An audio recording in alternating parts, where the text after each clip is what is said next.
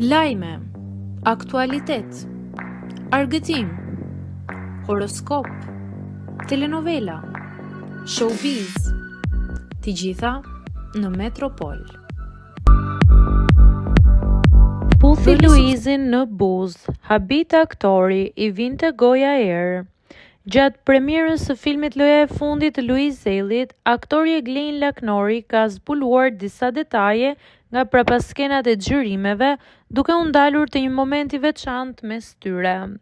I pyetur nga gazetarja se kush ishte ai që e puthi Luizin në buzë gjatë filmit, Laknori ka konfirmuar me sportivitet se ishte ai, duke shtuar me humor. Do ta shohësh edhe te filmi.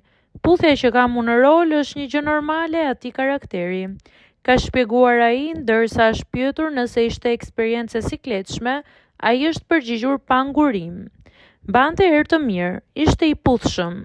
Megjithatë, kur gazetarja ka insistuar nëse ishte edhe i ngrënshëm, aktori e ka mbyllur me humor.